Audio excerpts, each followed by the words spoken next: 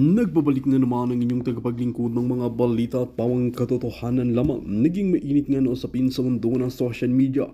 Muling nagsalita itong si Atty. Vic Rodriguez at talagang inilabas na nga kung sino nga ba talaga ang tunay na nagbago sa mga pondo. Dito nga natin mapapatunayan at kilala nga natin itong si Atty. Vic Rodriguez na matagal na talagang pinaglalaban ang katotohanan at talagang mga kasinungalingan ay isinisiwalat sa publiko. Ngayon nga ay talagang hindi nakalagpas ang mga ito dahil talagang si Atty. Vic Rodriguez ay ipapa-audit na rin lahat ng budget at ilalabas na rin talaga ang mga ebidensya at mga pruweba kung sino nga ba talaga ang nagbago sa mga listahan ng mga pondo para sana sa taong bayan. Ngayon nga ay ibinulsa ng mga politiko na gamol sa kapangyarihan.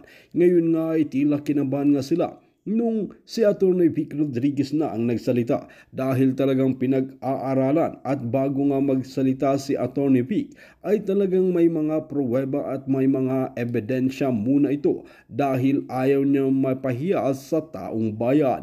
Wal mga kaibigan, magkakaalaman na nga kung sino nga ba talaga ang mga kurap at mga sinungaling ng mga politiko. Well mga kaibigan, para nga sa karagdagang impormasyon, panoorin nga natin ang buong video. At kung bago ka pa lamang sa aking channel, huwag kalimutan i-click ang subscribe button at notification bell para lagi kang updated sa ating mga bagong video. At para sa sulit viewers natin dyan, maraming salamat sa walang sawang pagsuporta. Appropriations Committee Vice Chairperson Zia Alonto Adyong ang tatanungin o views kung sino ang nasa likod ng pagpapaputok. Ano ba nagawa nito sa Pilipinas? Ha? Anong nagawa mong trabaho, ha, Congressman Adyong? Yung totoo. Alam ko nga, ayaw ko ha, pero mamaya, google ko muna, titignan natin ha. Issue ng national budget. Kasi kung titingnan mo rin kung who are the people behind the filing of the questioning the budget before the Supreme Court, they are all well connected with the Duterte. Nitong Lunes, naghain ng petisyon sina Davao City 3rd District Representative Isidro Ungab at dating Executive Secretary Vic Rodriguez sa Korte Suprema para ipadeklarang unconstitutional ang 2025 national budget. Sina Ungab at Rodriguez ang kasama ni dating Pangulong Rodrigo Duterte sa isang programa kung saan unang inungkat ang BICAM report. Ayon kay Adyong, pinupolitika ang budget at tila hino-hostage ang pondo ng bayan.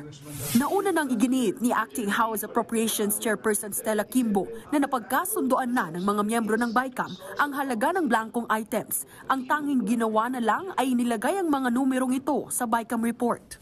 Sa panayam naman ng programang Storycon ng One News kay dating Senate President Franklin Drilon, sinabi niyang walang future ang petisyon ni Ungab at Rodriguez. Valid daw ang GAA at hindi raw sapat na dahilan ang kontrobersyal na BICAM report para baliwalain ang pirmadong budget. Pero giit din ni Drilon, tila Kamara ang nagkontrol ng pondo at hindi si Pangulong Bongbong Marcos. I urge the President, recover that control for the good of the country. Sa Senado, 24 na taon na kung tumingin ng national budget, ito po ang pinakakurap. O, tingnan mo ha, kahit si Drilon, no? Hindi huy, eto ha, kasi para maintindihan nyo, na katarantaduhan yung sinasabi mo, Adyong. Yan ang katotohanan, katarantaduhan yan. Si Duterte, ito nga mismo nagsasabi, hindi nga, ito galit nga kay Duterte ito eh. May sinabi pa nga siya dyan na parang hindi maganda kay Duterte. Oh, pero sinasabi niya, ito ang pinakakurap na budget sa kasaysayan ng Pilipinas. So don't tell us na ang punot dulo nito ay si Duterte. Hindi ho. Ang punot dulo nito ay kayong mga congressman na walang ginawa kung hindi ipagtanggol ang maling paraan na ginawa ninyo dyan sa BICAM. Huwag na tayo magpaikot-ikot. Kahit ibang kulay, pinupunan na ho itong budget. Kahit hindi nga ako magkakasundo yung mga yan eh. Bakit pinupunan yung budget? Bakit sinasabing pinakakurap na budget to? Kasi talagang katarantaduhan yung ginawa ng Kamara sa budget. Kasama ka na doon sa isang membro nun. Ng Kamara. Binanggol nila yung budget. Nagbabalita mula sa Frontline, Marian Enriquez. News 5. Oh, malinaw sa malinaw eh. Oh, ito ha. May papakita ko, ano natin, titignan natin kung paano magpapalusot si Adjong. Adjong, ginagalit mo ko, Jong eh. Ha, Jong? Huwag mo ginagalit. Gagalit eh. High blood ako sa'yo eh. O, tuloy, o. Panoorin nyo ito ha, para maintindihan nyo ninyo kung paano sila magpalusot, ha? Kung paano magpalusot, sandali, asa na ba yun? Asa na yun? Chotomate ko na siya. Hi. Ito, ha? Panoorin natin ha, kung paano magpalusot ng mga, ewan ko ba? Ito. Pasok. Ito, yun, oh. Yan. Ito, itong pagmumukha na to. Mapapagkatiwalaan mo ba yan? Sabi nga ni Abante. Hindi, kasi di ba si Abante sabi niya, pagmumukha daw nung katabi niya, na si Grijaldo, mapapagkatiwalaan mo. Ito, mapapagkatiwalaan mo ba to? Oh. Ako lang ata yung member ng appropriations dito, no? Oh, ikaw lang daw yung membro ng appropriation. So kasama ka dapat na managot dyan. Among the group. So, ako rin sa isa sa mga nag-defend ng budget ng mga ibang ahensya doon. First of all, tama yung sinabi. I agree with my two colleagues here. Lahat naman may right to question anything under the sun before the Supreme Court. Kasi we are democratic. Ihimayin natin sinasabi niya. Kasi dito, yung palusot niya, hindi lulusot eh. Ha? Paano ko masasabi? Kasi, sandali. Ha? Mukuha tayo ng ballpen. Ito ang ballpen na ito. Napakaganda itong ballpen na ito. Galing pa ito kay Pangulong Duterte nung nagpunta tayo, Office of the President. Talay. Democratic country. That's how wide the space is para i-allow yung mga dissenting opinions or kung ano man dyan, no? Especially if it concerns of national importance like the budget. Number two, yung sinasabi po nilang blank items, ganito po yan. In the House of Representatives, when we approved the 2020 NEP pa yun, di ba? Yan. NEP. We're talking about NEP. Yung una. So, ito para maintindihan natin, kasi ito, pinapaikot-ikot niya, nililin lang niya yung mga media. So, NEP when we approve the House. So, may enrolled bill yan. Same thing, the Senate also. So, sa NEP, may enrolled bill daw. So, sa Senate, sabi niya, also sa Senate, meron din yan. Sa Senate, halimbawa, lagay natin dito. Nakalimutan ko kasi i-prepare yung sa Senate at saka sa House, HOR. May enrolled bill yan. Ito, iniwalay na natin, ha? Yan. Senate, ang pangit na sulat mo, Banat Bay. Senate, at saka sa House.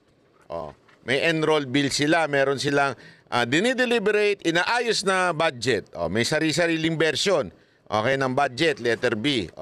Yan. Tuloy natin. Approved their version of the NEP.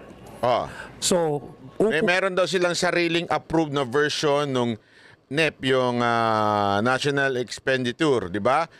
Meron daw. May sari-sarili, Senate, may House. Tama, mali? Yan, tuloy natin. Upo sila sa BICAM. Of course, there are line items. Then, uupo sila sa BICAM. Magsasama sila sa BICAM. BICAM. Itong BICAM na ito, BICAM. Uupo sila dito. Yan, sa gitna. Magkasama. Para kasi may mga line item daw. Merong aayusin. Tingnan natin. In the enrolled bills of both houses, both na houses, hindi magkatugma. So magkatugma. before they enact, before they approve, kailangan magkapareho yan. Kailangan magkapareho daw. Halimbawa lang po ito. May budget na ibinigay dito, 1M. Halimbawa, 1M. Pangit talaga na sulat. Banat Bay. 1M sa House. Tapos dito, sabihin na natin sa Senate is 900K lang. Yan. 1M sa House, 900K. Pupunta sa BICAM, aayusin. Okay? Ibig sabihin, mag-uusap sila, ano ba susundin natin, paano ba ang magiging system dito, ibig sabihin magko-compromise. Ika nga, aayusin. Tuloy. So dapat, nasa akin palagay, kasi we don't sit in the BICAM. anong magre-reflect doon na budget? Yung version ng Senate, yung version ng House, o yung reconciled na versions nila? I think if you ask me, kasi it's not ratified yet, those are just draft that has to be the agreed budget for each of the line items. Mag-reflect doon yung pinag-agrihan nila. So yung pinag-agrihan nila, kunwari lang, basta nag-agree sila, kunwari lang sabihin na natin, para agree, let's meet halfway. Kunwari lang po ito ha. Instead na 1M, binigay natin sa isang gawin na lang natin 950K. Kasi 1M sa'yo. Dito sa amin na napagkasunduan, 900. Halimbawa lang ito mababaw na halimbawa para lumakita ninyo kung saan tinarantatado yung paliwanag. So my take on that, because if you look at the document that came out that was leaked, December 11, hindi actually siya yung date kung saan in-approve talaga yung BICAM report. So, but still, pinapaliwanag niya na, ang tanong, yung BICAM report ba blanco? May mga blanco ba? Kasi, ang linaw dito, kaya nga pagsasamahin, kaya nga pag-uusapan dito sa BICAM, it is because meron nang nakalagay na mga amount ng budget. So, ibig sabihin po, hindi pwedeng blanco. Kasi pinalulusot nila dito, hindi, okay lang yan. Technical group na yung mag-aayos dyan. Hindi pwedeng blanco. Paano ko napatunayan? Tuloy natin. Have to ratify that, but they have to maintain the position of reflecting the exact amount which was approved. Exact amount. So, ibig sabihin, may amount by both houses. So, sabi nga ni Kong Stella, it's just a matter of typo yan eh. Typo. So, sumunod sila doon sa kwento ni Kimbo na typo lang yan. So, pwedeng ayusin yan. Sino? Tandaan ninyo, sabi ni Estela, Hoy, Estela, bakit ang ganda ng pangalan mo, pang bold star, pero yung Estela, sabi niya, umamin siya, di ba, na may blanco doon. May blanco doon, inamin niya yun. Pinakita na natin sa video natin yan. Ilang beses natin iniskas yan. It's a fact na may blanco. Kaya nga siya napahiya eh. Bakit? Ang sinabi niya, alam na namin niya, ang ano na lang dyan yung technical group. Kaya nga siya sinagot ni Soto, hindi pwede ang technical group ang mag-fill in the blanks. Kasi ngayon, tila sinisisi nila yung technical group na siya nag-fill in the blanks. Pero dito, mismong sinasabi niya may amount. So ano ba talaga ang totoo? Iba yung kwento mo sa kwento ni Stella na kunwari, kinukote mo pa si Stella. Pinaiikot-ikot mo, Adjong eh. Litong-lito ka na eh. Hirap na hirap ka na magpaliwanag. Yung katabi mo nga, tawa na ng tawa eh.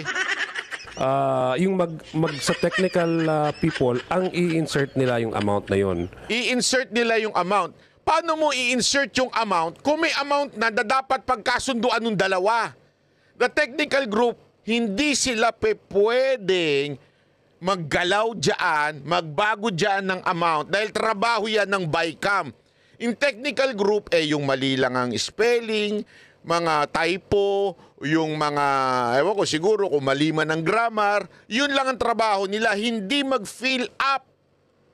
Niloloko mo kami. Adjong naman eh. Tapos sisisihin mo si Duterte pag hindi nyo kayang maipaliwanag. Naggagaguhan tayo dito eh. So I'm just walking you through the process. Number 3, yung Hindi mo na ipaliwanag. Ako na nga nagsabi, sinundan ko yung proseso sinasabi mo. Sabi mo may amount. Sabi mo meron dito, may version, hindi amount, version. May version ng BICAM, may version ng BICAM, may version ng Senate, may version ng House. Pagkakasunduan na lang ng BICAM, pero hindi blanco. Pero bakit mo sinang uyunan yung sinasabi ni Estela na technical group na lang mag-i-insert ng ano dyan? Hindi pwede yun. Kasi kung mag-i-insert, ibig sabihin walang nakasulat. Kaya nga i-insertan mo eh. Ano ba shit? Niloloko mo ba kami? Pinapaikot-ikot mo kami. Buti na lang, hindi lahat ng mga nakikinig sa inyo tanga. Meron ding hindi tanga. constitutionality question, that's okay. Anybody can run before the court. But ito po yung magiging impact niyan. No? What they're actually asking is tantamount to hostage the budget, the operation of all the agencies in the government, all the bureaucracy in the government for 2025 operation. Isipin nyo, halimbawa, kini-question mo yan, and that's for the operation of the entire bureaucracy. It's like tantamount to ask hostaging the budget na hindi Hostaging the budget. Paulit-ulit.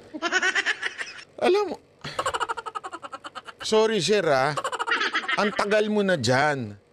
Ang sinasabi mo, membro ka pa ng APRO. Tapos sasabihin mo, hino-hostage. When you say hino-hostage, hindi makagalaw. Or naka-steady siya against his will or her will. Kasi nga hostage Hindi ganun ang budget. Bakit? Kung may problema sa budget na ito, pwede naman re-enact yung last year budget. Hindi mo alam?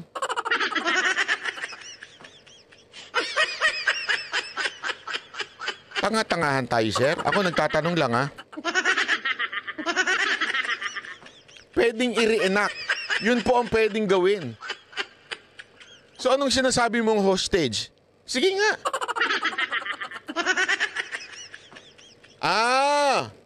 Baka naman kaya ayaw nyo yung reenact budget kasi wala dun yung pangampanya. Wala dun yung akap. Ano pa? Wala dun yung AYEX. Mababa lang. Hindi kasya sa ipinangako ng inyong amo. Tama, mali.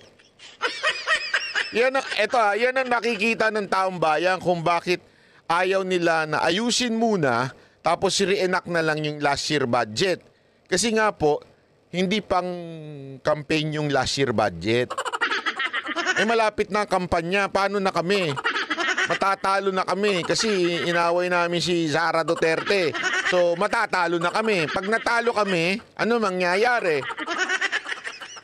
Kailangan namin ng, para hindi kami matalo, kailangan namin ng pamimigay ng AKAP, AYEX.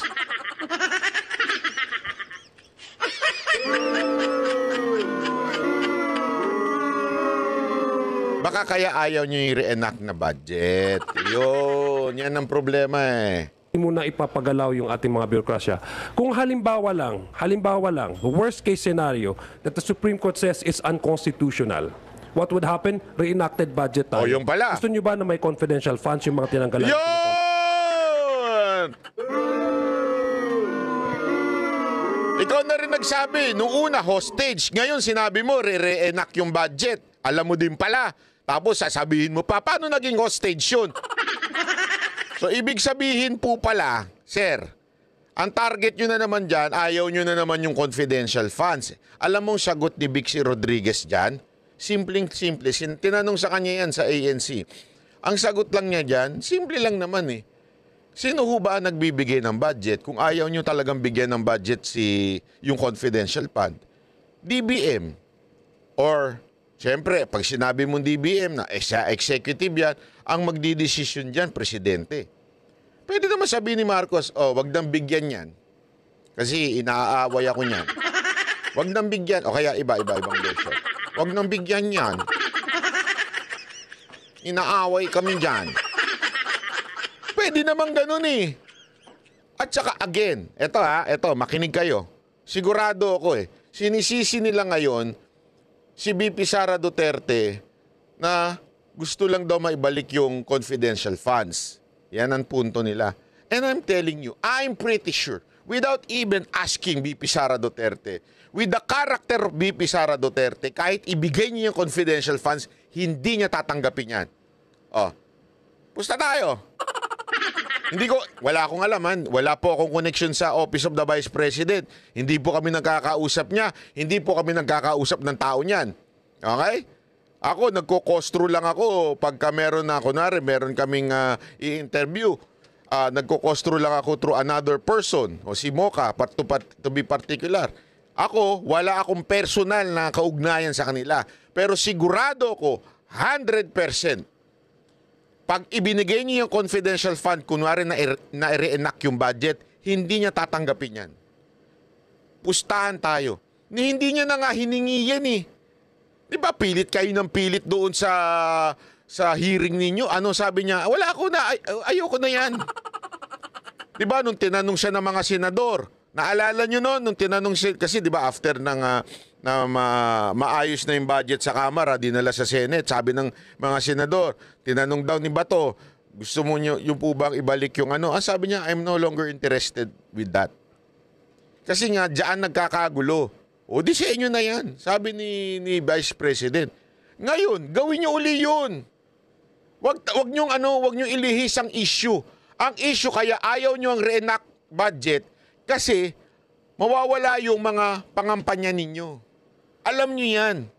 Kasi mawawala yung iniligay na pondo sa AKAP. Yung inilagay na pondo sa DPWH. Bakit? Di ba pinakita ko kahapon, ang taas ng nilaki ng DPWH, ang taas ng nilaki ng Kamara? Pinakita ko yun eh. Yun ang mawawala. Eto, papakita uli natin yan. Kasi eto si Adjong, masyado ka ha. Kala mo, ituturo mo na naman sa mga Duterte yung problema ninyo ha. Ipapakita ko sa inyo, sandali, chotomate ha. Kasi para lang maintindihan natin, it's not about the confidential funds. It's about this. Sandali lang. Sandali. Pakita natin. Wait lang. Sandali, ha? Ito. Yan. Yan. Sandali. Ito. Ayan. Pakita natin. Ito. Sige. Para alam ninyo yung sinasabi ninyo. Kala ninyo, ha? Hindi tanga ang taong bayan. Huwag kayong kung tanga yung mga followers nyo, ang taong bayan hindi tanga. Ayan. Ito kasi yung ayaw nyong mantakin mo. Ha? Lumaki ng 288 billion. Yung proyekto ng DPWH. Siyempre, pag reenactment yan, kasi tumaas yan sa 2025 eh. Pag reenactment yan, mawawala yung pag-angat ng 288 billion. Malamang sa malamang. Malamang sa malamang. Naka-ano na yan. Nakaalat na yan. Sa mga kongresistang 777 at 333. Sabi nga ni Magalong, di ba? Ano pa mawawala? Para na malinaw sa atin. Tayo na huwag nyo kaming ginagago. Alam namin na nangyayari. Ayan. Maano pa mawawala? Yung 17.3 billion na tinaas ng budget ng House of Representatives. Kaya kayo natataranta depensa ng depensa sa 2025 budget. Kasi alam ninyong ang laki ng mawawala sa inyo. Ayan ayan ayan mawawala yan. Di ba? Lahat yan mawawala. So, pagka ganyan, nawala, tinan mo, 17 billion. Naku po, kang inan niya, di ba? Tapos ngayon, ituturo mo sa confidential funds. Ibubusta ko sa iyo, kung may makarinig sa Office of the Vice President itong video na to, sigurado ako magbibigay ng statement si Vice President at sasabihin niya, kahit ibigay niyo sa akin yung confidential funds, ibabalik ko sa inyo yan. Isasampal ko sa inyo yan. Sigurado ko yan ang sasabihin yan. Hindi, wala, excited yung isasampal, ha? Pero ibabalik, sure yan. Confidential funds, kasi yun ang nandun sa 2024, yung kanilang budget. If we work on the reenacted budget, that would be the worst case that would happen in 2025 because tumaas ang demand, tumaas ang lahat ng mga... Bakit mataas ang demand? Kasi eleksyon? Gago! Tumaas daw ang demand, so kailangan na supply. Gago! Pat na programa na ibibigay ng gobyerno, may mga aligned items in 2024 na tinanggalan natin ng pondo like the confidential funds. Like the PhilHealth. Hindi lang yung confidential funds. Masyado ka nakapokus na naman kay Sara Duterte. Multo ba sa inyo si Sara Duterte? Mayat maya nakikita ninyo? Hindi Bakit praning na praning ka kay Sara Duterte? Huwag ka mag-alala pag naging presidente na yon. Sisiguraduhin kong kasakangkungan ka pupulutin. Hindi ka na mananalo. Kaya talagang todo-todo ang sip-sip. Kay Romualdez, tama, mali? Ako ba, tama o mali? Ibabalik yon based on the reenacted budget in 2024. Meron silang budget, ibabalik ba natin yon? So I think that's the thing that we also need to understand. So in terms of the issue on constitutionality, sabi nga ni Kong Roch, it has gone through the regular process. Nagkaroon ng debate. It's just a matter of agreeing both the House and the Senate on a contested line item. Sabi naman ni Kong Stella, i-reflect naman yun eh. Hindi naman yun talaga blanco eh. Sino ba naman ang mag-approve na yan na blanco? It's just a matter of reflecting the exact agreed budget for each of the line items. Sinabi na nga niya eh. Sumagot na nga siya ng yes. Sumagot na siya ng yes. Magpapalusot ka pa. Sumagot na siyang yes. Diba? May video yun eh. Kaya nga, ano reaction ni Tito Soto? Kailangan dumaan sa... Diba? Kaya nga eh, ganun ang reaction ni Tito Soto eh. Dating Senate President. Oh, dating Senate President din si Drilon. Bakit ganun ang kanilang mga reaksyon? Simpleng-simple lang. Tutoy. Mas may alam to mga to. Mali talaga yung ginawa ninyo dyan sa BICAM. Kung kasali ka man ha, pero kung hindi ka kasali dyan sa BICAM, mali ang ginawa ng mga tao dyan sa BICAM. Actually, ang sabi nga nung naririnig ko nga eh, baka yung BICAM, hindi iyon pa ang report eh. Meron pang isang cam. Naku, ang pangit naman pakinggan. No? YouTube, ibang cam yung sinasabi ko ha. Committee, ibig sabihin nun. Committee, ika nga, committee. Diba? Baka nga hindi lang sa BICAM yan eh. Baka meron pang isang fourth, sabihin na natin, fourth chamber, sabi nga nila. Kasi first and second chamber yung Senate, House, tapos third chamber yung BICAM, fourth chamber si...